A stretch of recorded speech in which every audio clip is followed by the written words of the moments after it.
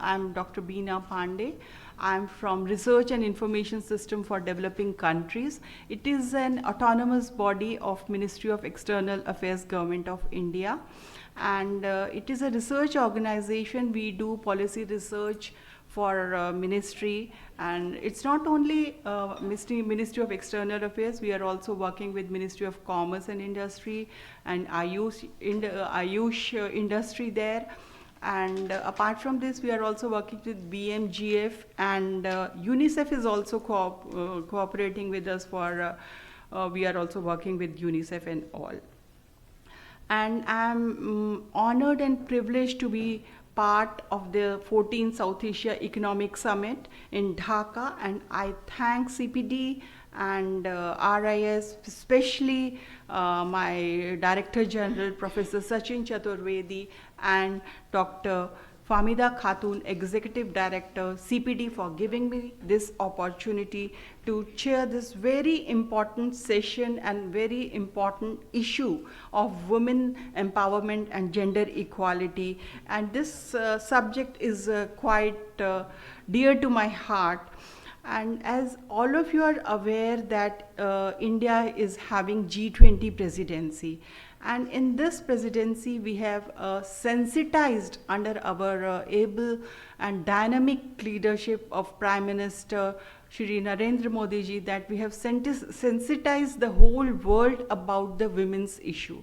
We are not talking about the women, they are not just the mere beneficiaries or this thing, but we are basically, we don't want them to be beneficiary. We have advocated that it's not women development. We have advocated, I think you all must have been following G20 proceedings and all.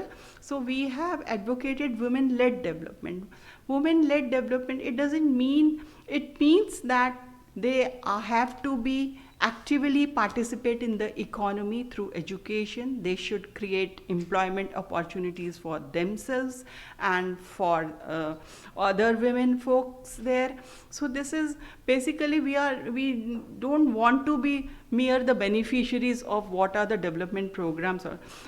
I wonder sometimes, not sometimes, many times, that women who have been contributing effectively to the growth of the economies for their respective nations, apart from doing some proactive role upbringing the children, they are supplementing the family incomes, but still they are being discriminated at every level. Domestic violence is a main issue. Apart from this, they are lacking access to opportunities in every field. Basic things, they are not even getting the nutrition, access to healthcare, education, housing. These things are quite basic needs which in South Asian countries women are lacking. And domestic violence is a universal phenomenon. The thing is that I know everyone knows that World Economic Forum, every year they bring out this global gender gap report.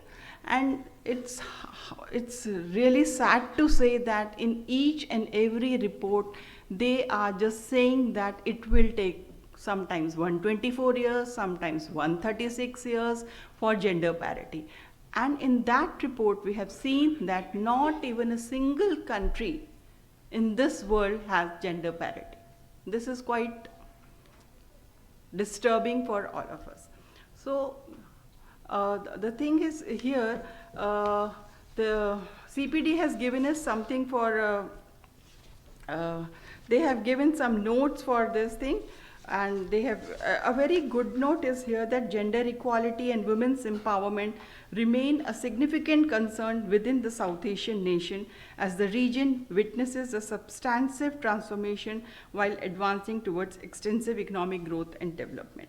Apart from all these things, South Asia is facing with so many challenges. First of all, high population growth rate. And high population growth rate is also, apart from this high population, there is a poverty, there is a lack of opportunities for women in employment sector. In India, we have an ACER report. It is an annual survey of education report. I am not feeling shy to say that otherwise we are always saying that the girl, they are in the primary school, we have 100% enrollment, we have 99% enrollment in primary education. But when we do research, ACER is a NGO, when they do research in the rural areas, there is a shortage of learning outcomes. A class 5 student girl, she cannot read the class 2nd standard books also. What is the use of that type of education? For that, I have a happy this thing that with the national, we have, after 38 years, we have revised our new education policy. In that, we are focused on the girls' education. We are also trying to bring some education in local languages. I think local language play a very important role in educating the girl child. So, apart from this, low levels of female labor force participation. Why female? All the time there is a low level of female labor force participation. So these things I think we should address first, why there is a low female. I was just for the World Bank study, it was there, it's only 23.6% women in South Asian countries are in the female labor force participation against the 80% of men in South Asia. What is the reason behind that? Where we are lacking? These are some of the tricky questions, and I think in this room, each one of us are facing these kinds of questions. So, I'll not waste much time on this. Instead of telling all these stories and all, everybody knows all these things. So let's have a discussion. And I have a very eminent and distinguished panelist with him. They are working from their bios only. I came to know that they are working at the ground level. I am as a researcher background. Whatever things which we get from the reports and all we do. We don't do field service, but you people are there in the fields also. So that's why. So I thought let me start with this thing. We'll start the session. And my first panelist here is, the latest entry is Ms. Diksha Singh, Program Coordinator. She is from Soti, Nepal, and she specializes in development research in transboundary economic cooperation, entrepreneurship development, and finance and livelihood concerns in South Asia. So my Diksha Singh, I'll just ask, because since you are in the entrepreneurship and this thing, so I'll ask one question I want you to, it's not question, I just want you to, how within the South Asia, regional cooperation can help women-led businesses, in particular SMEs in South Asia, to engage in cross-border trade. It should be your observation, and I will take I'll give you 7 minutes. Thank you. This thing, you have to manage things. Thank you, Dr. Pandey. So yeah, basically so we have in the panel, we have entrepreneurs who actually work and do business, and they know all about what are the difficulties and all that in terms of doing business as a woman. But yeah, as a researcher, we have been doing this work on how gender plays into entrepreneurship development, how the women entrepreneurs face difficulties male entrepreneurs also face difficulties, but what are the gender difficulties, and how do they, how that gender comes into play with regard to how they respond to these difficulties and challenges. So we have done some research on that, and some in the context of South Asian regional integration as well. So as a research, so all my information or whatever opinion I have made is based on the research and based on the interactions with entrepreneurs and policymakers. So basically, I think when it comes to entrepreneurship, women entrepreneurs are involved in small and not even small, mostly micro enterprises and micro and small enterprises when it comes to South Asia. So especially with regard to Nepal, it's like 98% of the businesses owned by women, they employ less than 5 people, so they are in the micro category. So being small in stature as a business, it has its own difficulties because they do not have as good access to resources, access to finance, and access to information, so that could help them with the business. And since women are being women, women entrepreneurs have, it's like not only women entrepreneurs, every woman who is in economic activities, they have to look after for them. It's how the society has ascribed gender roles is that for them, home comes first. So they need to look after their houses, their children, and there's the caregiving responsibilities, no matter the economic stature or class distinction. So women have to look after their homes. So it kind of translates into time poverty for women. So already women entrepreneurs, they get disadvantaged compared to male because a large portion of their time is spent in looking after home. So whatever the time they have, so they need to work on getting that time as well to work in their business. So that affects, that time constraint is one factor. And then another, I think those who work in gender, they are already familiar that another important factor that hinders women's participation in any economic activities, more so in businesses, is that they do not have access to information network, because the way how the society and even economic sphere is, the way it is designed, it's mostly male's domain.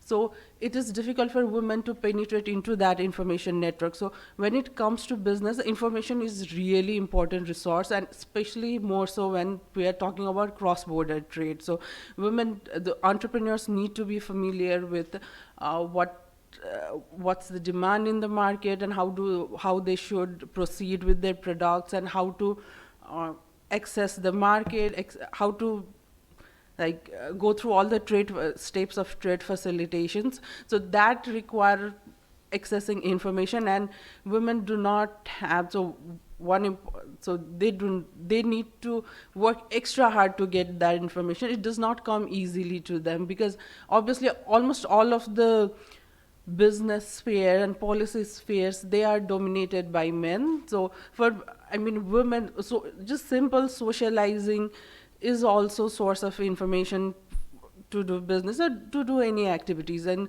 so women, firstly, they do not have enough time to work, enough time to socialize. And another factor is the way our society is built, that women should not be fraternizing with males. So that kind of, even if there is not any that kind of makes women entrepreneurs just set a limit for themselves. Like, they will not meet these men, any men, just even for the professional work, like outside of working hours, and so they can't go to bars and have beer or something like that. That really constrains their capacity to expand their businesses. So that way, that is one of the factors why women, that curtails Excuse their. me. Sorry to interrupt you. Now your 7 minutes are over. Oh. Now we have just heard about what are the challenges. We know all these challenges that SMEs, women SMEs, those who are in micro enterprises, they are facing. In the next round, I'll ask you exactly what SAES has done for them. Challenges, we are aware what they are doing, but what SAES has done to address that thing, that will be helpful for us to understand, and for this we'll come back to you again. Okay, thank you Diksha for giving us the real picture of SMEs. Now our next speaker is Dr. Faria Sultana. Dr. Faria she is the head of the Department of Economics, American International University, Bangladesh. She has a diverse range of experience in academia and research. She serves as an assistant professor and also as the head of the Department of Economics at American University, Bangladesh, where she has been working full-time since August 2019. She has pursued her doctoral studies as a PhD scholar in the area of health economics. Her interested areas for research would be health and development economics, and she has been also a part of research projects on diverse issues like migration, governance, regional trade facilitation, vocational education, training sector. So Dr. Faria, as per the CPD, I just want to ask you about the since you are also interested in education and all, how can we encourage women and facilitate them to be in the higher education? This is a Thank you so much. Thank you for asking a very specific question. Firstly, thank you to the CPT for inviting me as a panelist, and also Dr. Veena for giving me the floor. Though you have asked a very specific question, if you allow me, I know I have 7 minutes, but I'll be very quick in addressing the root cause of gender inequality. What we see is we have policies, we have agreements, conventions, workshops, whatnot. And it has to be there, right? But are we focusing on the very basic of nature versus nurture? We are being born in a way, we have a sexuality, but should not allow, we shouldn't attach certain roles to gender. As she was mentioning very correctly for the small entrepreneurs, that they have time constraint because they're thought to be the caregiver. So first and foremost, you are the caregiver, and also for males, they're the bread earners. Don't they have emotions? Don't they want to spend some time with the family?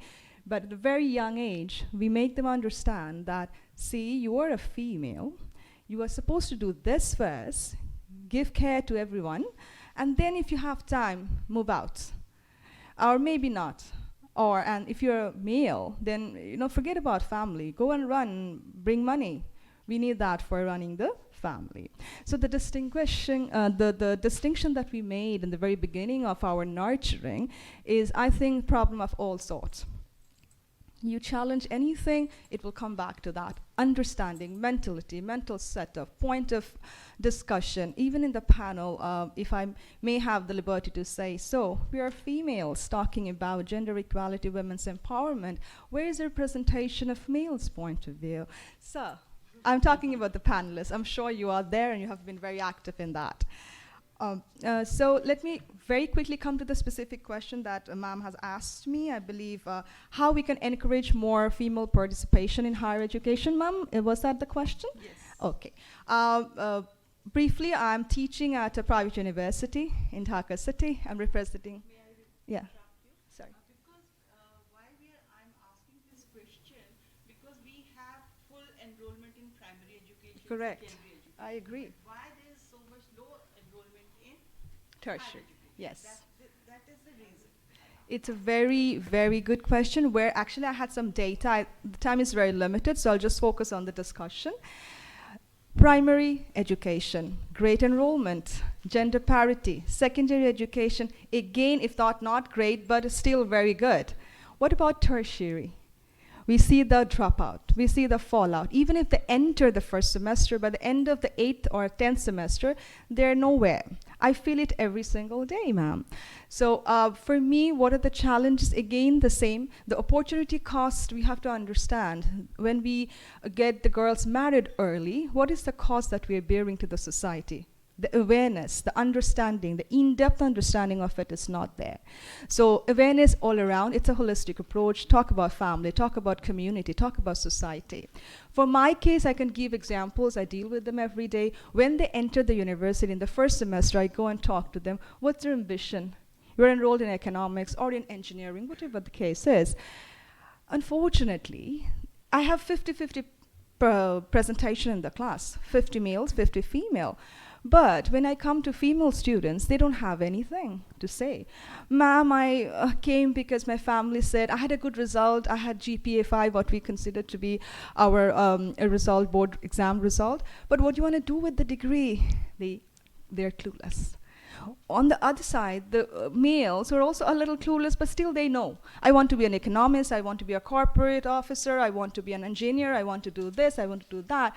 And it hurt me so much, honestly, that why aren't you motivated? You're investing time, resources. Why can't you have something? Why don't you want to come to the labor force and contribute to yourself more than anything?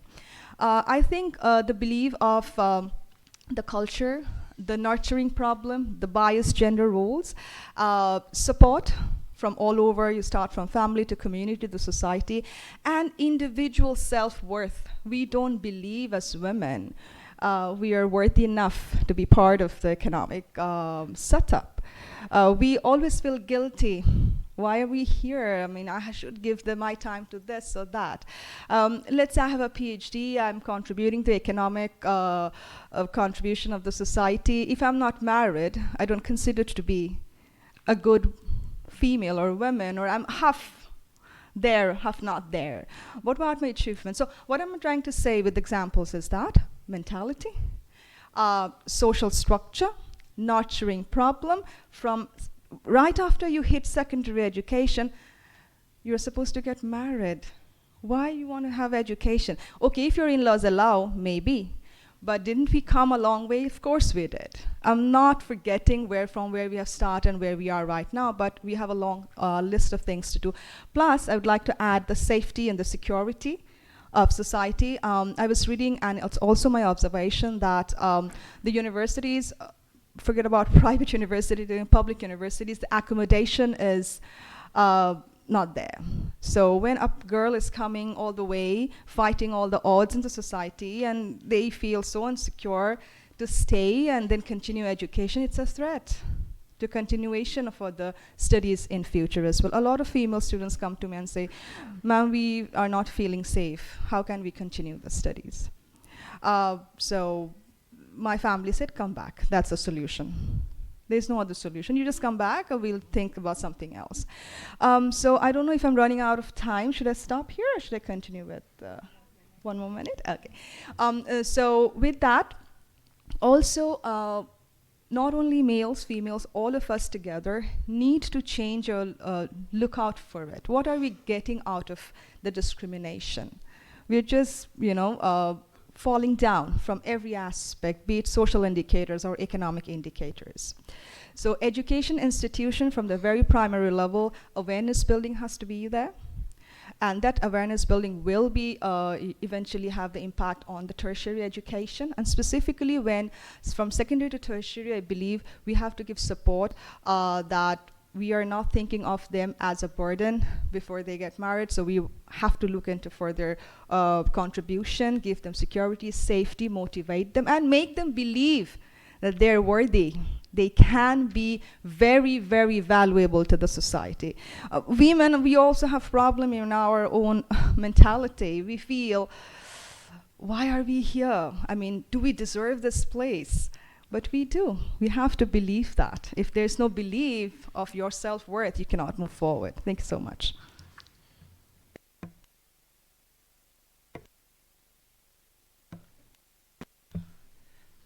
Thank you, Dr. Faria. I think it's a mindset of not only males, but even females. They lack that spirit in this thing. They don't want to come out with their phobia that I have to study and I have to all this. They are also, I can't say like this that they are a little bit hesitant or this thing, but still the society doesn't allow these people, these girls to follow their mind and this thing, and families are also responsible for all these things. Not only in urban areas, but especially we have found that in rural areas especially. But here I'll just inform that in India, a very small thing has happened, that in fact for this hygienic things and all, we have done so much for girls' toilet in the schools, separate toilet in the schools, and that is a big hindrance for us that we were facing in that. And in some of a small state in Bihar, they have provided some bicycles to these girls to go for schools, and also these small little things they are little bit helping India in for their enrollment in the schools and tertiary education. But still, when we see the enrollment in primary education, there is a huge gap in the tertiary education. Thank you for highlighting all these challenges, but we have to move forward with all our commitments and all. Our third panelist, I'll move towards Ms. Neeru Ramji Khatri. She is the founder, immediate past president, Federation of Women Entrepreneurs Association of Nepal. Welcome, Neeru. Neeru she is a past president of the Women Entrepreneur Association of Nepal, and she is an interior designer by profession and a social entrepreneur by passion, who is constantly working to mitigate poverty by building women's capacity in micro small enterprises and promoting traditional artisans and craft producers. Women, Neeru, you are also associated with the SMEs and all. So in Nepal, I think what Nepal is doing, or your organization is doing for women entrepreneurship. I just want to have some feedback from South Asian perspective and what Nepal is exactly doing, so that we can also learn from Nepal.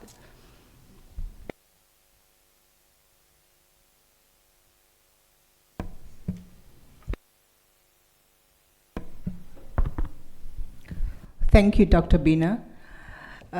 First of all, I would like to take this small moment to thank CPD for inviting me here to participate, and also be one as a panelist to share my experience, and also to learn a lot of things from all our colleagues here.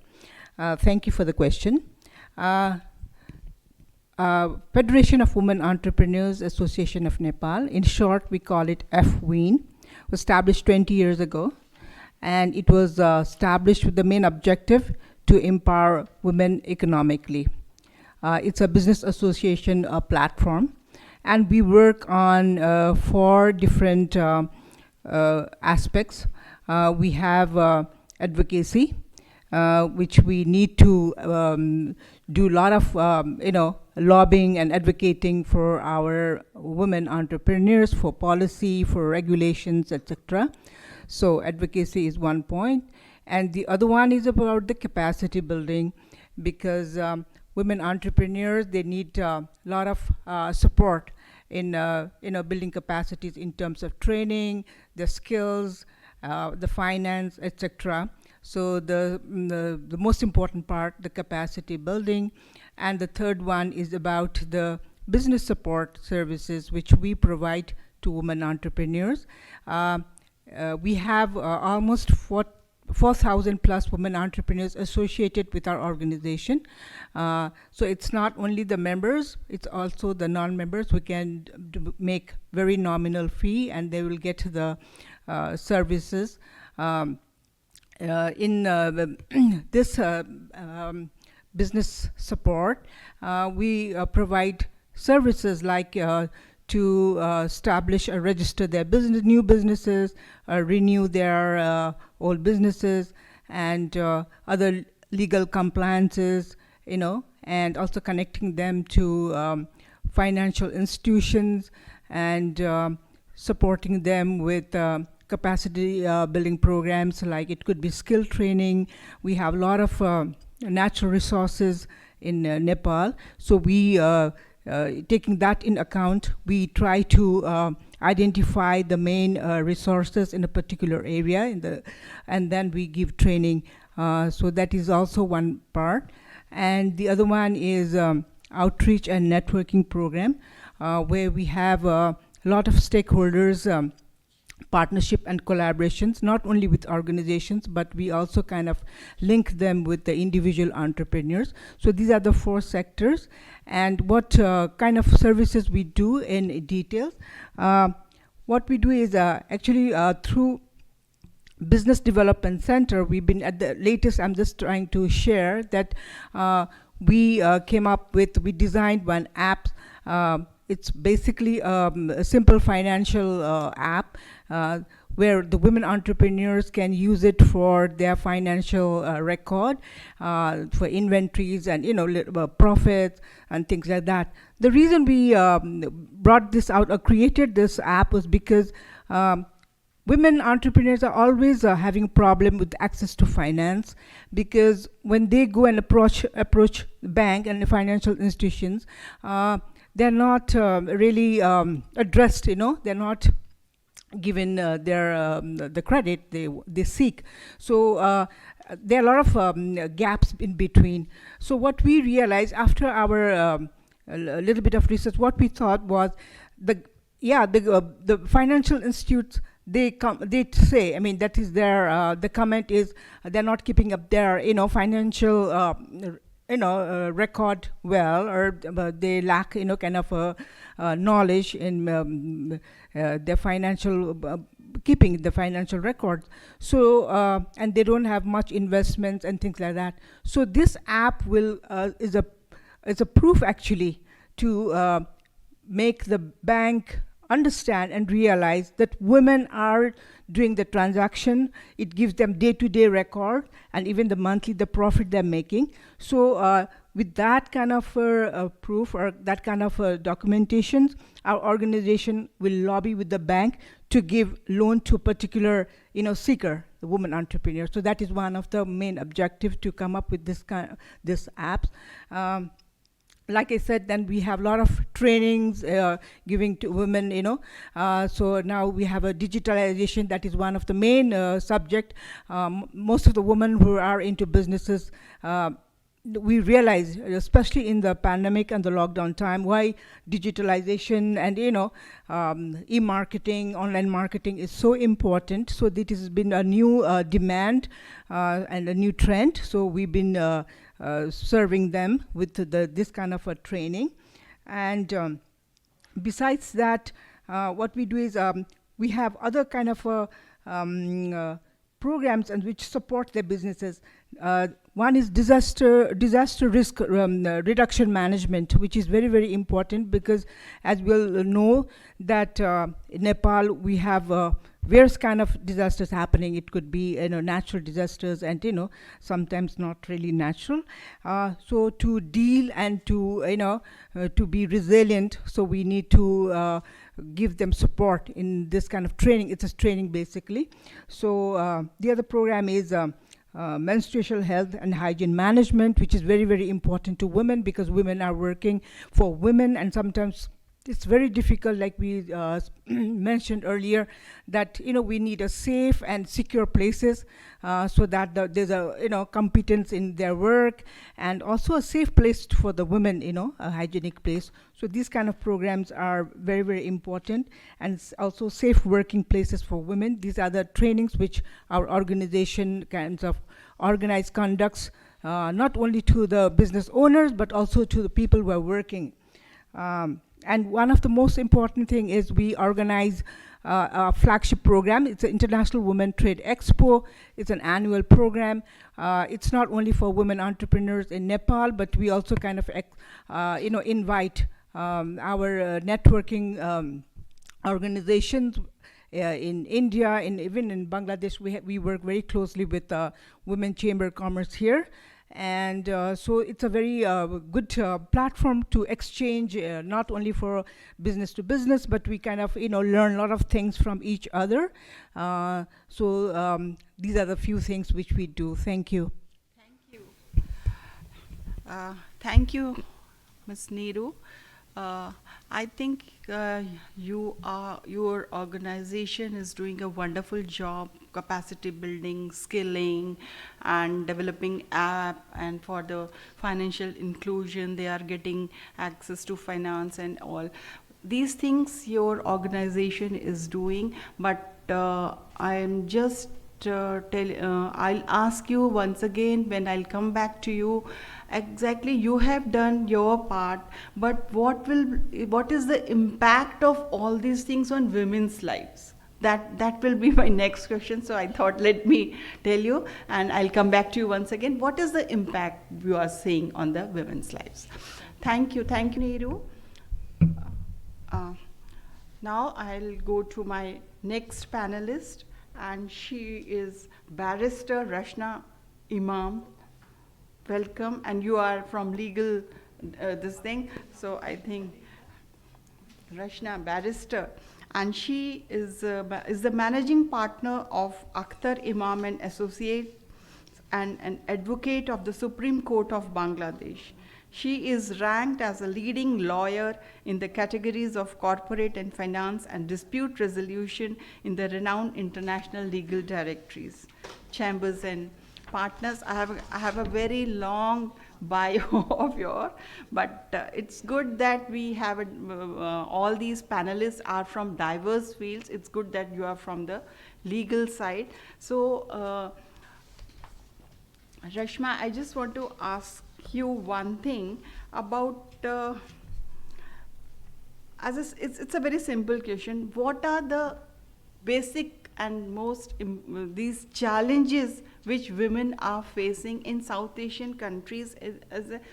As a lawyer, what you think, because you must be having across so many cases here and there, but what exactly they are facing in their lives, and what are the challenges, and how we can overcome this challenges, what they are facing, what you are coming across in your courts and all. That is a very simple, practical question from my side. Thank you very much, Dr. Pandey. Thank you very much for having me, and honored to be a part of this summit. The challenges, sorry, I overheard someone saying that this is the $1 million question, and I absolutely agree. There are so many challenges, and the reasons are so complicated that it would be quite difficult for me to provide but I'll still attempt to give a summary.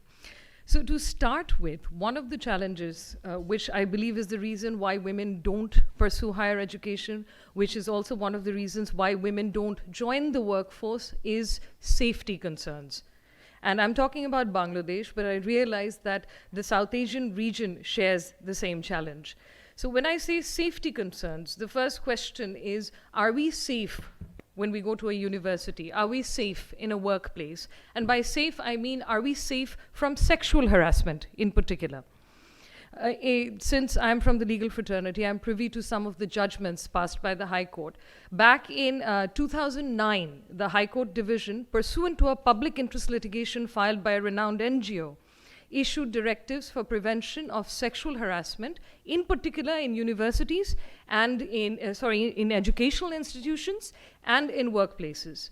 And it was not just a one-line guideline, but it was fairly comprehensive, in the sense it provided for establishment of a complaint committee in universities, colleges, in workplaces that will deal with sexual harassment complaints. It provided for having your own policy in place where you define what conduct is sexual harassment and what is not, and then circulating it amongst the students or amongst the employees in particular, so that there is awareness as to what is sexual harassment. This may seem like a no-brainer, but it is not surprising that many men in particular, and even women, are not aware how wide the definition of sexual harassment now is in the 21st century. It is not limited to unwanted physical contact. It is a lot more than that. It could be an inappropriate message from a colleague, so on and so forth.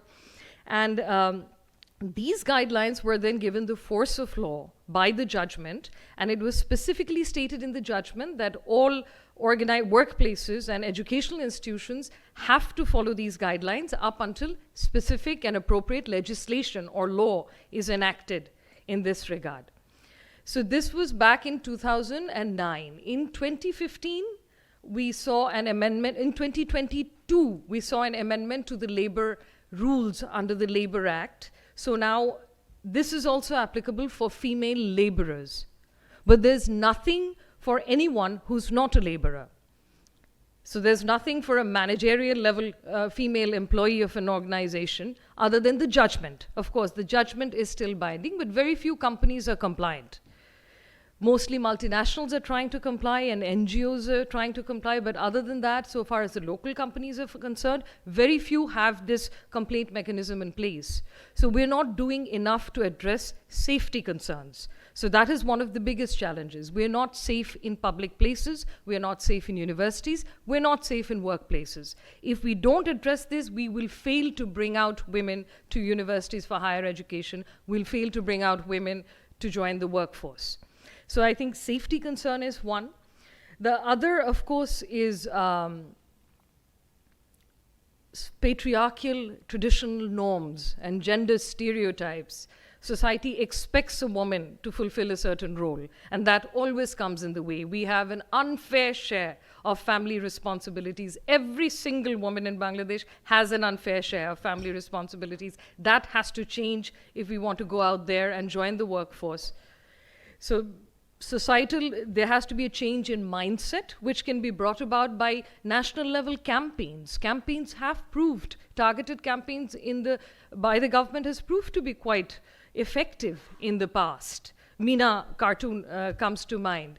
So why don't we have similar national level campaigns to address issues as serious as violence against women, or to address these patriarchal norms and smash these patriarchal norms? And of course, other than that, so many things: income inequality, gender bias.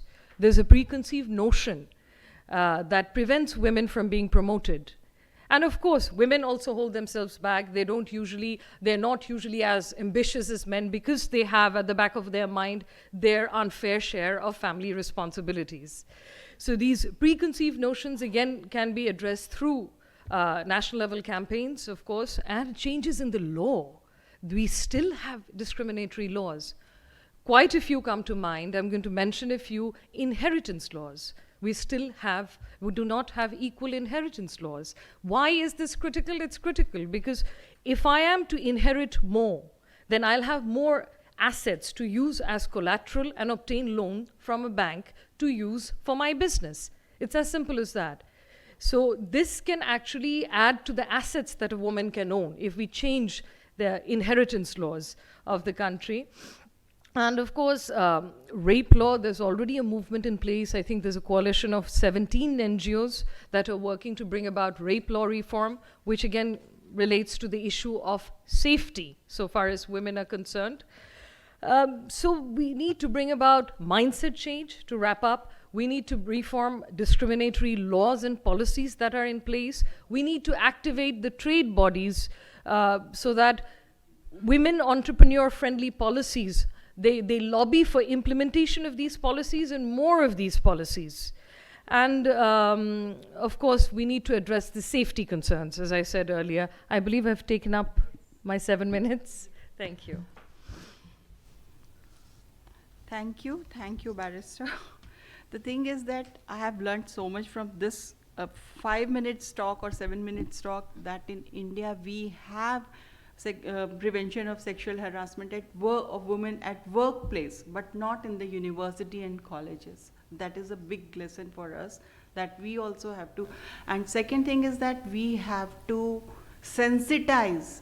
This is a session for gender equality. We have to sensitize boys at a very young age and men to literally respect the dignity of girls and women. This mindset has to be changed at a very early age within the family. It is the role of a mother and a father to how to change the mindset of a small boy, because when a mother cooks the food, she gives plate to the daughter that just give it to your brother. What is this? This is happening in everywhere, and especially in South Asian countries, we are facing all these things, small things. But why a daughter should always serve to her brother? It's a very basic things, but all these things should start within the family. And here, role of a mother is also very important within the family situation. Thank you, Raksha. And now my last speaker, and my last speaker is Ms. Huma Fakhar, and she is a founder and chairperson of MAP Capital Holdings, Pakistan. And I've heard before this session, I heard that she is an exporter. So she's a rice exporter. And Ms. Vakar has completed her education at the University of Cambridge, UK in 1998, specializing in trade and investment, laws and policy, and after working at Clifford Chance in London and WTO in Geneva, launched her first venture, Map Services Group. Ms. Vakar is also a board member of Nestle Pakistan DRDF Rural and Farmer Development, and influenced more than 500,000 dairy farmers, primarily women. She runs Pakistan's food bank for the poorest, providing food supplies to more than 10,000 needy people, and was appointed as an honorary advisor to King Charles III's development organization for promotion in Pakistan. Thank you, Huma, for being here. First of all, I just, it's written from that you have influenced more than 500,000 dairy farmers. Is it a cooperative society or this thing? Okay, okay. Please take your own time. Thank you very much. Pleasure, honor to be here with such esteemed panelists. Being an entrepreneur, so my angle would be entrepreneurship for women, and what in my personal capacity I've tried to do. As a business person, you know, I've always believed market is capable of taking care of social needs. It just has to be a genuine, well thought, you know, market agenda. As a rice exporter, you know, all my rice is grown by women in the fields, so it is heavily supported by women there. I'm member of 3 different boards. One is Nestle's Farmer Development, then King Charles Organization, that is also for women orphanages, and then Pakistan Alliance for Education.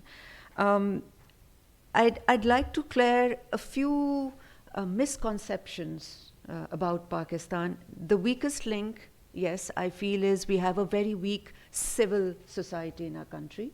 So therefore, business has really stepped in to do all the social work, which women is a priority undoubtedly, and hence, you know, I'm sitting here and doing whatever it is. Pakistan launched its first gender bond on the stock market just last month. Gender bond. So people put in money and then we invest in urban women's small projects. And this was a very conscious effort because we know the government does not have the resources and the civil society is not there. So as business people, we got together and we did this. Secondly, as far as dairy, Binaji, you were asking me, as a board member of Nestle Pakistan, it's all rural. So what we did was, I wrote a paper called Doodh Darya, White Revolution of Pakistan, and the priority of the paper was to train 1 million dairy farmers, women, to get more money out of what they're doing and to highlight and bring forward to them what are the new techniques and trainings. What we did under that training was we raised money. Right now we're sitting at about $60 million. We raised money, we went to villages, we told these women that you have 2 animals, get the training from us, we give you a certificate and name of the closest branch in your locality. After the training certificate, go to the branch, get more money, get more animals, and with this training, if your milk is quality, we're going to buy it back from you. Which meant there was literally less than 1% delinquency. Unless an animal died or something happened, most of the women were able to increase their animals multifold, and as a result, you know, it's much more than 1 million women, but because, you know, the reporting system is weak in villages, so we're looking at that a minimum of 1 million women we trained. And the story that is worth telling is not that we kept them as dairy farmers. We went back to this. So I'll tell you, the first day that I went there with this huge fund and thinking they'll be so interested to come and become, you know, trained, I'm sitting in the room and I was all by myself for half an hour. The men outside would not let their women come in the room. And he says, you Westerner, you whoever, you are going to spoil our women. They would not let us come in. So the first thing we had to do become the cushion between the women and what the men were doing. We start from there, and I can tell you in the last 9 years, from just allowing them to train, the next 3 years, the women were telling us, we want to do fodder, we want to do wonder. So can you give us trainings in creating fodder? That was the second phase after 3 years. And my last visit, the last review that we had, this is deep conservative Pakistan, South Punjab, where I'm talking of. These women were saying, well, we are happy with our shops creating the fodder and the veterinary services. Can you get us motorbikes and loans for motorbikes? Me and my daughter will go and deliver, because men keep us waiting for 2-3 days and they don't come. So the whole landscape has changed with this. And at some point in time, I wish there are very few visitors from the region to Pakistan, but I hope it opens sometimes. We'll take you there and show what kind of courage these women are showing in rural Pakistan. So that is, and it has been, this project of ours has been a case study with Harvard Business Review. So if you type in the barefoot women, this is about it. Another very interesting project that I feel is with His Highness, His Majesty King Charles Organization. What we're doing that, I think maybe Rashna was suggesting that there is a safety issue, how and where to live in hostels, etc. So under this organization, we have 3,000 schools and about 400 orphanages, all women. My priority, what I mostly take care of, is the orphanages.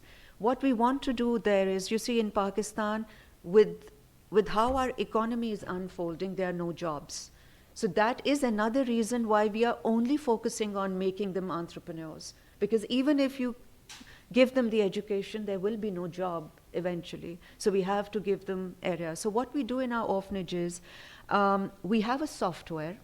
That software, we choose schools across Pakistan. We put that software in different schools. We send our mentors, they select different women who we feel have the spark with a product who can go ahead and do. That software trains these girls in 3 months to become entrepreneurs. You put in your whole details and the software tells you, today you spent too much on transport.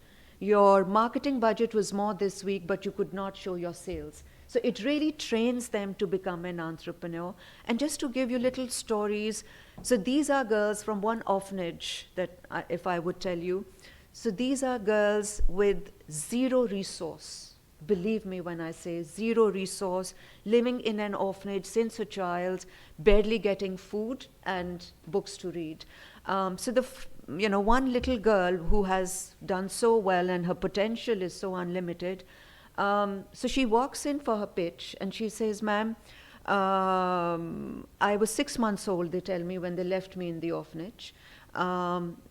All the time I thought they have given us so much. They have given us food, family, friends, etc. But they used to give us very little soap for bathing and washing. So she always had in her mind that I want to come up with a soap remedy that is organic and that she can have her soap. She Googled, and these, please mind you, these are women who can't even speak English properly. The young girls, class 8. She Googled, she learned from God knows how many YouTubes under the world of how to make organic soaps. By the time we gave her the money, she had orders for 7,000 soaps. And even I, as of in my room, I have a soap because it is so brilliant. So these are the kind of, entrepreneurs that we're trying to create. It's time, I believe. Anyways, there are plenty of these stories, and a little, yeah. And one last bit, Veena ji, if I can have 1 minute. Okay. So in addition to entrepreneurs, we also saw these girls. They were very cognizant of the fact that the government, Hukumat, has no resources. So they even do projects and services which are basically filling the gap between government and what the girls require. So they are becoming social entrepreneurs where they're creating safety pockets, sports clubs, and others to fill the gap for within the girls. So I guess there's a lot to tell, but yes, for now I'm very hopeful. The private sector of Pakistan is trying to fill the gap for women, and my recommendation would be, as South Asians, all of us together, perhaps Swati or anyone could do a Women South Asian conference where we can share each other's views and interact and get to know each other as a start. Thank you very much.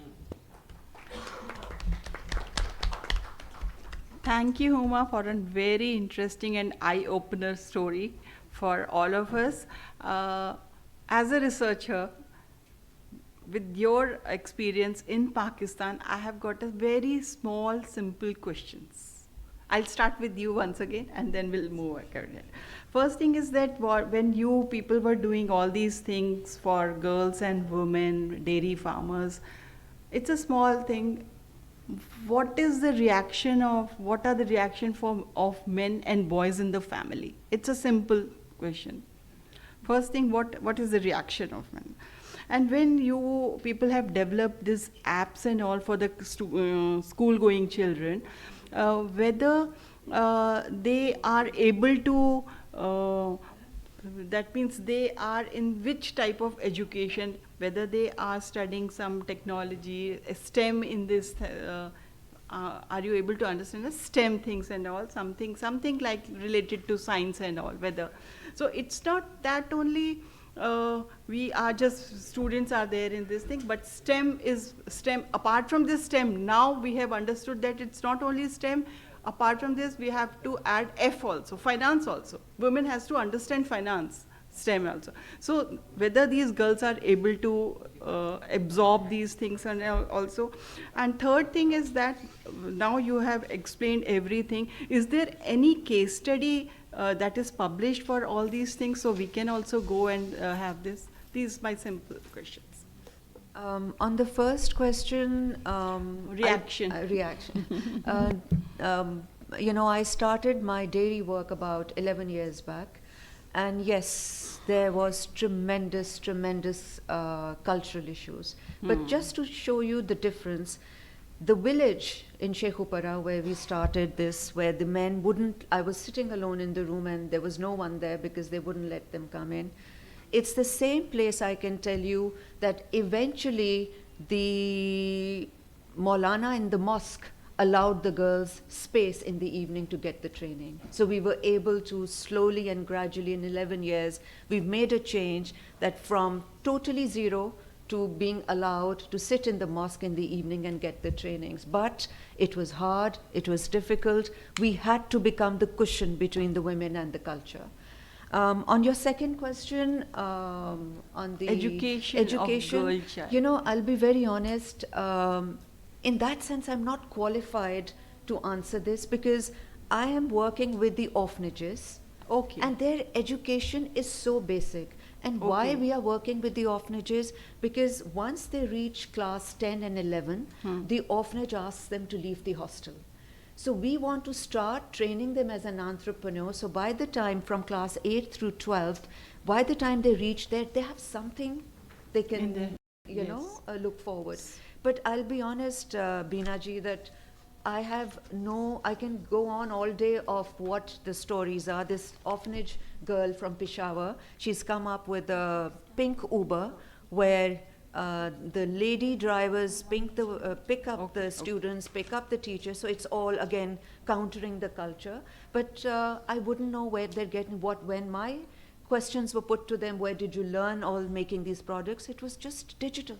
So the answer is, it wasn't external education, it is all technology. Technology. And as for documented, I mean, I wouldn't know where it is documented, except that this year, you know, I got the Global Women Award, so they are documenting something, all this effort. So maybe in 6 months, something would be ready that we can share. Thank you for all this information. Now, I think we are running out of time. I have been advised that we can start with an open floor. So, first of all, I will, now we have two stalwarts here. Sir, can you please intervene and just guide us at least how we can go ahead and how women empowerment and gender equality in South Asian countries? What is your... Yes, sir. This is... Thank you very much for recognizing me. I think that is a fantastic act of gender equality for this session. I do appreciate that. No, Madam Chair, the panel was fantastic in many ways, and they're very illuminating. And as I say, it's both head-warming and heart-warming at the same time. So it was both for the head and the heart what has been said. I want to make just 2 points based on what I have heard. Some are essentially structural issues, cultural, behavioral issues, stereotyping, which goes on, notwithstanding various improvements which we have seen in our respective countries. In our recent past, our work in the post-COVID Bangladesh and elsewhere, and the two ladies sitting next to me had been very much associated with our Citizens Platform work on this. So 2 major findings which I would like to share. First, notwithstanding improvement of the financial circumstances, economic well-being, still the dropout rate from the school, going up to the secondary education, poverty still remains an important factor. Notwithstanding the fact that the government gives allowances, free education, but there are non-direct expenses on which the parents are not still ready to spend on their girl child. So there is a household level allocative behavior which is very much anti-women, still, notwithstanding the government support policies and etc. So poverty still remains a problem, and for that we would need to think through how we go to the second generation support measures in order to make sure that the girls really complete education and goes into the tertiary education finally on that. This is one. The second observation based on our recent work, particularly with the left behind people, what we call LNOBs, the left behind or pushed behind people, is that notwithstanding the fact there had been legislative, regulatory, and other administrative improvement pro-women, violence still remains a major issue. And violence, we have heard just now, it's a violence at home, when you move from home to school, you move from home to your workplace, and at workplace as well. So I think the violence issue has still persisting, and it still remains a taboo subject in terms of public discourse. So I think I would highlight these 2 issues to be prioritized in certain ways for bringing women more into the active labor force. The third point is, along with that, is that on our observation, the women's participation in the labor force is increasing, including Bangladesh. But it is increasing not necessarily in the higher paid jobs or in the commercial activities, more in terms of unpaid job, replacing the family laborers in one way when the men are migrating to the workplaces in urban areas, if not abroad. So that was the 3 observations from our recent work in Bangladesh. I would like to put a question on the table now for all of you to discuss. You see, the subject matter of the discussion is about empowerment. What we have discussed over here till now and hearing all these eminent ladies is about economic empowerment. But we have not discussed the relationship between political empowerment and economic empowerment. I think that is one critical relationship which needs to be unbundled. I just finished by giving 2 figures then. You know, in South Asia, Bangladesh tops in gender empowerment, much better than India, Nepal, even Sri Lanka in that way. Of course, we top the ranking because our demographic mix is much better than India. We don't have the missing girls here in terms of male-female ratio in the population. That is one which takes Bangladesh a bit ahead. But there are other issues. Similarly, if you look at the world's top 5 gender-empowered countries in the world, one of the top countries in the 5, apart from the Nordic ones, is Rwanda. So Rwanda has more women in the parliament than any men and anywhere else in that way. So the interesting question is that one thing we see for sure, the most energizing conclusion, economic level is not a binding constraint for ensuring gender empowerment. So if those who said earlier that you need to be a developed country in order to ensure the rights of the women is a false argument. So that is my contention. So this is one, it proves that even with lower level of income, you can still provide public services in terms of health, education, and also gender empowerment. This is one. But interestingly, these 2 countries, Bangladesh in Asia and in Rwanda, doesn't really figure very high in terms of freedom index, in terms of democratic accountability. So how is it possible that you have improved economic empowerment or empowerment per se with many women in the position, but not democratic accountable? So earlier we used to think that if you put more women, there will be less corruption and more democracy. I think that is something which we look at much more closely. Thank you very much. Thank you. We need people in the decision-making positions, especially starting from the family, this thing.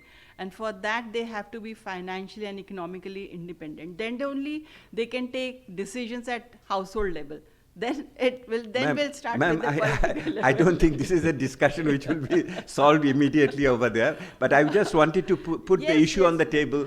And those who are researchers and other analysts over there, please have a look at it. And it is a multidisciplinary subject, so we can think through it together. I do agree with sir. And anyone can, please.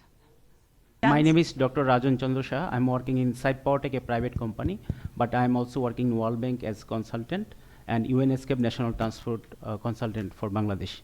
I have 2 experience I would like to share, and I have some question. Number 1, in 2016, I was working in Howrah area of Bangladesh. So in a direct interview of a woman, I asked her how you are taking decision in your family. Then she told that as you are giving 14 kgs commodities, food commodities in every month, that is empowering me. That the experience of financial inclusion to the family, that is allowing her for taking decision in her family. So this is my experience. So for any woman empowerment, financial inclusion is must, number 1. Number 2, lastly, I worked for World Bank for commodity assessment for import-export for regional connectivity. That time, in every commodity, we tried to make one connections of women empowerment.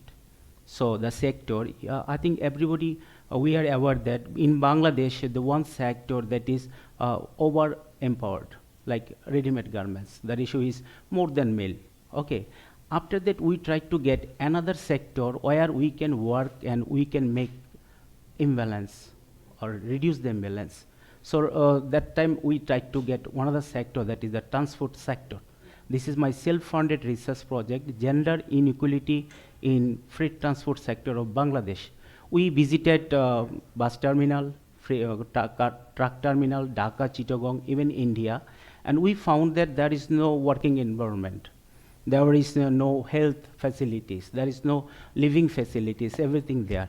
So we just went to some NGOs like CARE, BRAC, how female drivers are working. So I just one questions and answer I'm sharing here. So I asked one female driver. She told that female are working here due to male raised their hands to adopt. That males are helping them to work. So NGOs are making the facilities, working facilities, health facilities, sharing, and also supporting the family. So we need to target in SAARC areas, that means all countries. First we need to identify the sectors where we will go to for gender inequality and women empowerment. So RMG, then transport, then value chain developments in the village and rural areas. So I have a heavy request to all. So finding the sector, take a step and increase the participation. That will increase the gaps in between male and female, and it's a really part of women empowerment in our South Asia. Thank you very much. Thank you for a very insightful comment and experience which you have in RMG sector and all these things. The second, please introduce yourself. Assalamu alaikum. I'm Rizvin Awaz. I'm a TV journalist working in Channel I here. I was listening to Devopriyoda's comment. So if I am understood clearly, the relation between women empowerment and democracy. So we, in our country, Prime Minister is a lady. The Speaker Madam, she was there yesterday. She is a lady. The opposition party leader, two of them are ladies. And we have ex-caretaker advisor here, Rashida Appa. So, and you know, today there is Hartal going on for democracy. So what's the relation between that? If you please explain.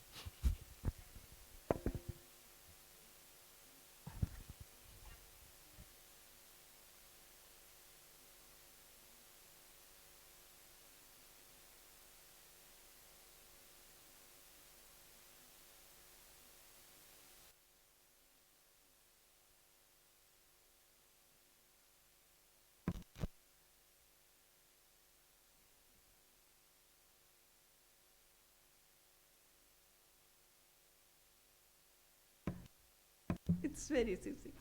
Anyone can, please? Please introduce yourself. And after this, Madam Famida, I also want you to say something in my this thing. Thank you, Madam Chair, for giving me the floor. I'm Fariha Lubaba. I'm a final year economics student from North South University. So this was a really amazing discussion. I loved the lively discussion. But as a woman myself, as a girl, I think growing up in a South Asian country, I do have some questions and some comments that I wanted to present here. So we talked about women empowerment and how there has been steps taken towards equalizing the labor force and the economy. So we are making efforts to empower women and providing them different skill development trainings as well to make it easier for them to join the labor force and the economy. But are we doing enough to sensitize men with the idea of sharing their workplace with another woman? Because no matter how lively this session was, if you look around, the participation of men is kind of unfortunate. It's mostly women here. So are we failing to properly interest men in matters concerning women? I mean, why have we not been able to get their attention, even though like we are basically half of the population, number one.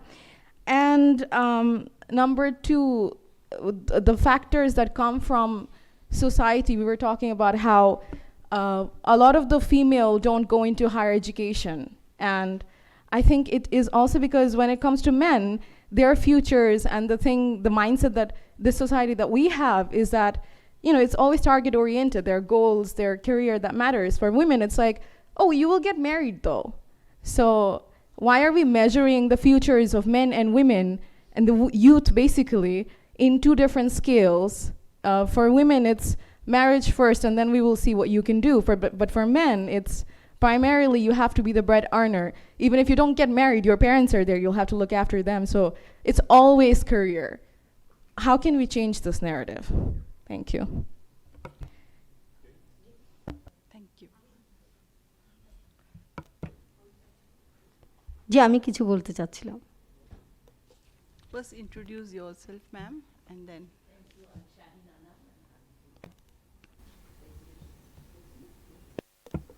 Sorry, I'm Shaheen Anam. I'm the Executive Director of Manusher Jonno Foundation and a group member of the Citizens Platform for SDGs, which Devopriya was speaking about. He's the convener.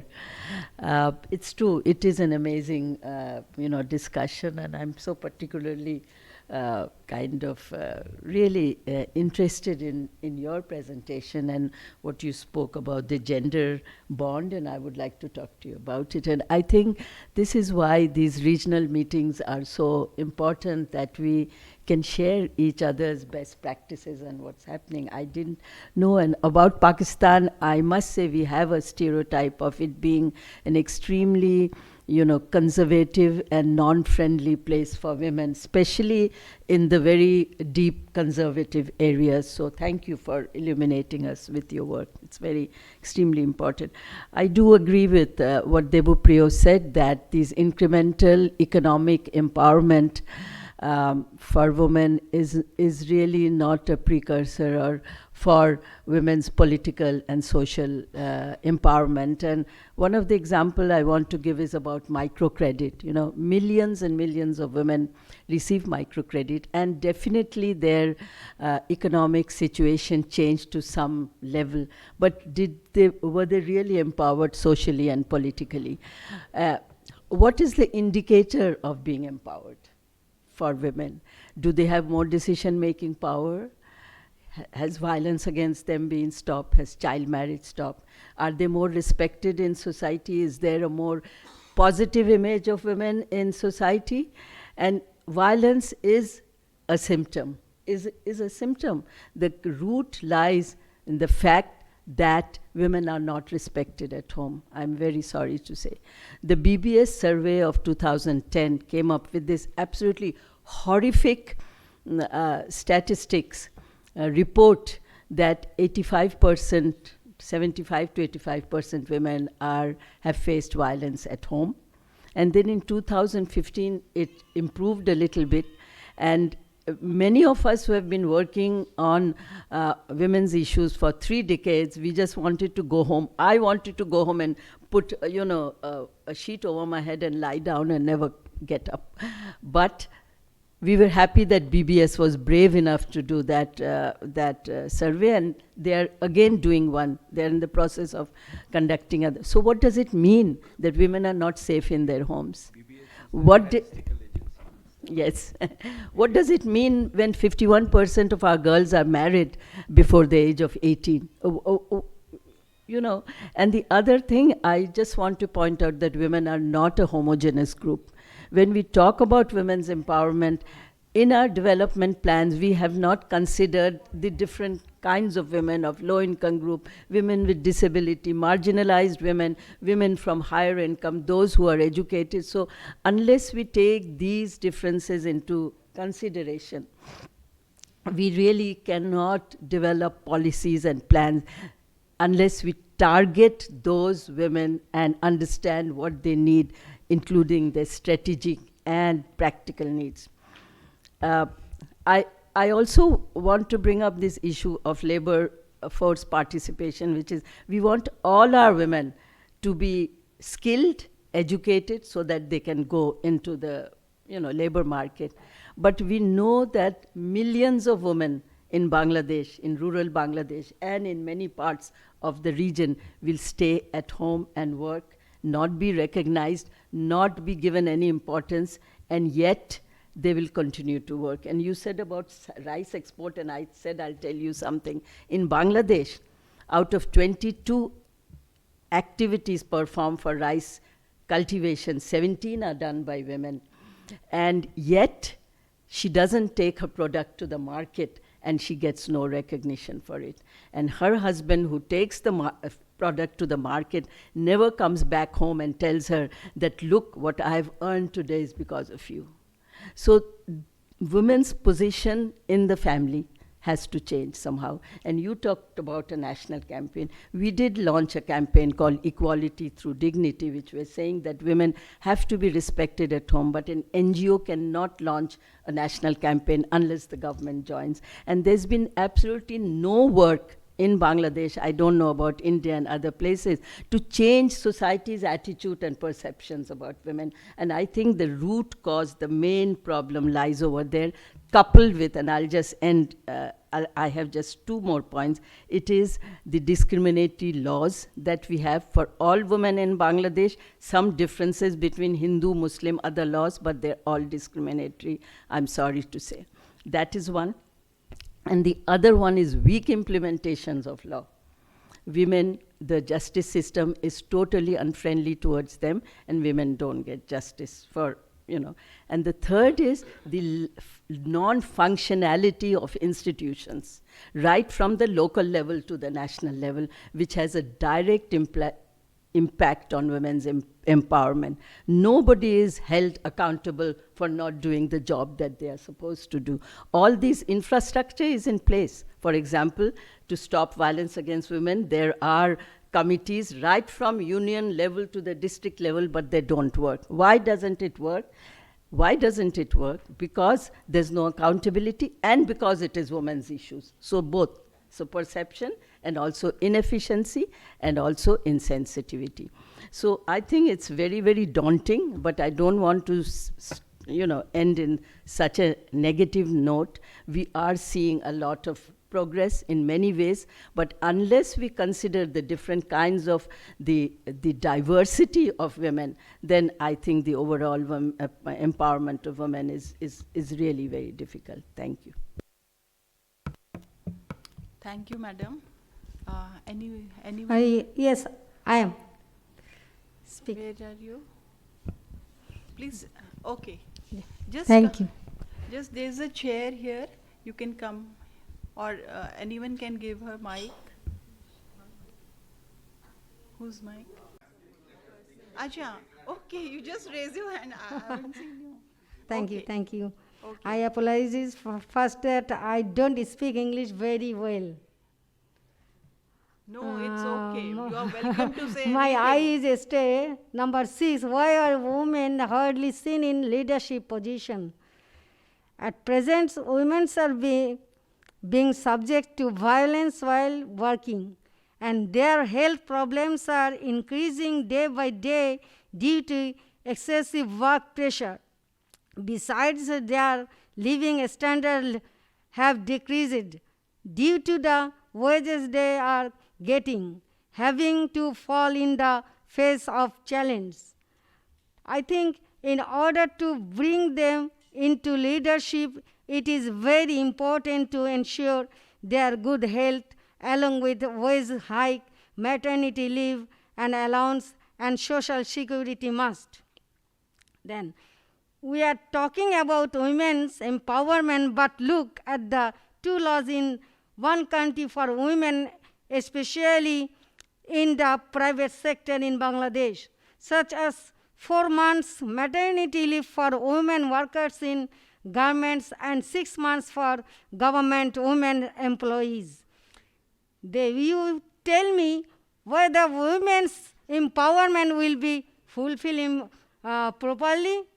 It is women being discriminated against by women. Thank you. Thank you for raising a very important question.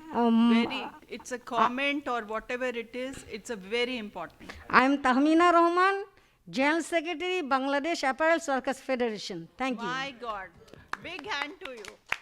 You have raised a very important question. Literally, we need people like you to raise your voice in the platform, in the South Asian platform, and each country has to do for all these things, maternity leave, decision-making positions, why garment workers, and there is a discrimination in maternity leave. This is a very serious question. Thank you for raising such an important point here.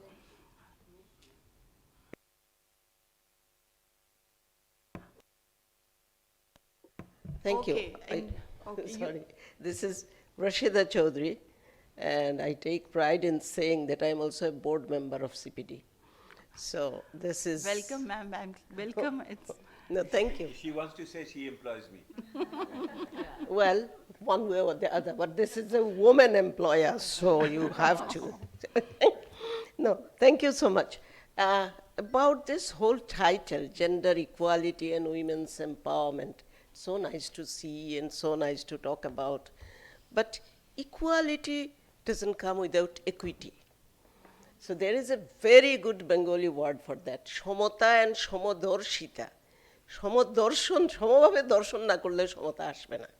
So this is one. And empowerment, this whole word is used so loosely because in whole of South Asia, I think we are using this as, you know, the indicator is participation of women. But does participation brings in empowerment? So there is power in participation. Unless power is there, well, participation indicator could be something in skyrocketing thing. Everywhere in our country, Bangladesh is doing much, much better in terms of participation of women in all spheres, even including political. But the question is, are we empowered enough to say that participation is enough? So that's one point. The other one is participation, and there's again a very beautiful Bengali term, অংশ গ্রহণ আর অংশীদারিত্ব. Do we have the অংশীদারিত্ব? That means, do we have the power to change? That's not there. Participation everywhere. Economic terms, education, gender parity, everything, blah, blah, blah. But this is one, after working with almost more than 4 decades with communities and with women's groups, this is what I feel personally. We may be empowered enough in this whole room, even our trade union, lady. So I feel empowered looking at her and listening to her. This is the point. But the thing is, as Shaheen has mentioned, the other point that I would like to emphasize, women not a homogeneous group. So that we have to acknowledge everywhere. And there are what Dr. Devopriya has mentioned, there are left out, missed out, and pushed out. Left behind, missed behind, and pushed behind. These 3 groups, women will be the majority. And with regard to women's economic participation, now because of COVID, there are entrepreneurs in Bangladesh coming up, raised, huge numbers who are using e-commerce. And now F-commerce, Facebook commerce. I sat with 23 of them last month, the young entrepreneurs working, using F-commerce. But they were saying the same old story. Okay, fine, whole day we are, earning for the family. But at the end of the day, my husband comes back, just sits there listening to TV and watching, etc. But I have to do my home. Why are you complaining about your husband in the public? Well, that's another point. All husbands, not all her husbands, husband not only. my husband. Okay, thank you. I would not have come here if he didn't help me. That's true. So this is one point that I would really like to focus on. Power, on participation and empowerment, there has to be marked distinction. The point on education, because I have been working with a network of more than 1,000 NGOs who have been working in education and 15 teacher unions and 60 plus researchers like us, so I am working with that organization as the CEO. But the issue here is that women's participation at the higher level that Faria has mentioned. Many are coming in professional education. There are more women now in medical colleges, more women, but who are they? That is the point. The socio-economic status, coming back to the poverty thing. So who are coming to that level? And there is again kind of, inequality within, amongst women themselves. So that we have to also look at, that it's not only one single group that could be empowered, but the whole spectrum. So that is wonderful to see. Thank you, ma'am. Thank you for But can I cite one example just of a girl, 6 6th grade, because I visit schools so many times all over Bangladesh, in November, in one of the border districts, which is depressed area, a 6th grader girl, I always ask girls, what do you want to be when you grow up? I want to study robotics. A village girl from Tetulia. So that kind of expectation, demand, and dream is there. But from the supply side, okay, that's a big question. Thank you. Thank you, ma'am. Excuse me, may I speak? Introduce yourself and then please give your comment and suggestion. I will speak only for one point. Is it okay? Yes. Okay. In 2000, Singapore Women's Association of University Women published a book, namely, Women's Future is a World Future. It was in 2000. And I am working for election, for democracy. Election means free, fair, credible election in my country and other countries also. And I have watched election in many other countries of the world. And I think in my country, when women's voters are more than 50%, they do not vote according to their own choice. I have seen it personally. From FEMA, from my organization, Fair Election Monitoring Alliance, which has started working from 1995, we are trying to educate women to vote. But still, just 2-3 months ago, I have seen that no women are voting according to their own choice. The family chooses. Then they go to vote. So they are not choosing the representative who is going to the parliament to make policy. So they absolutely do not know, and they are not represented.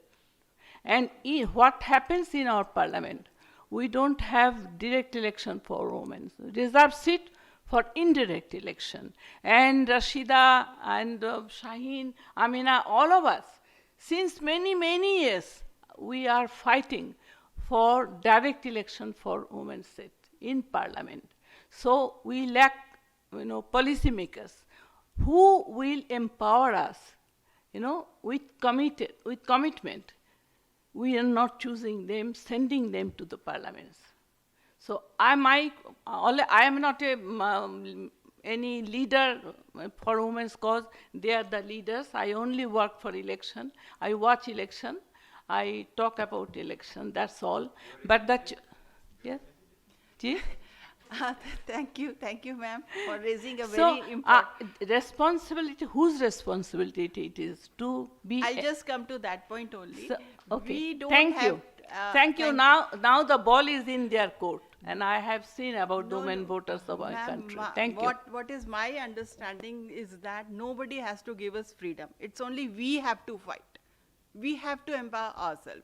We don't want it should not be a co-responsibility of family, state, country. First, we have to think of ourselves, that we have to empower ourselves. This is my thinking, that it's not that my husband sent me here. I said, because I was there, I'm studying, I'm doing job, and that's why I'm here. So we only have to fight for our rights. It's not only why a husband is saying this, that you have to choose this and this, that, because she is weak. She is weak. She doesn't read newspapers. She doesn't know. She watches TV, but still some compulsions are there from her family. So that should not be the reason. Excuse me, we are talking about the fortunate ladies, but I am talking about the general voters who are illiterate, who doesn't know, and all their NID cards are faulty. They do not want, when they go to vote, they don't know their ages even. How old are they? Ma'am. I know. There is a huge, that is what we call inequality. Illiteracy is there, and elite class and educated people are there. The debate is it's so long, we don't have answers for all these things, but we have to empower ourselves. But there are, my recommendation for this panel is, first is that education is the key to the women empowerment. Secondly, we have missed in this discussion, we should also focus on care economy, care infrastructure. Because when there is a care infrastructure, there will be, so many countries are doing, Uruguay, Mexico, UK is also, there is a care economy. So women, then only women can enter into the labor force participation. We should not say labor force participation, we should say workforce participation. We are not only laborers. So my first thing is that all the countries should promote care infrastructure, and education is the key empowerment. Not only education, there should be a quality of education, there should be skilling part should be there, and STEM should be promoted in primary classes. So these are some small steps which we can take. I think my fellow participants haven't said anything, whatever, because I have given so much time to the participants, and this is, we'll talk during the tea time. Thank you very much for your cooperation. Thank you. And thank you to the chair and all the fantastic panelists. Thank you. Very good session. Thank you. Yes, sir.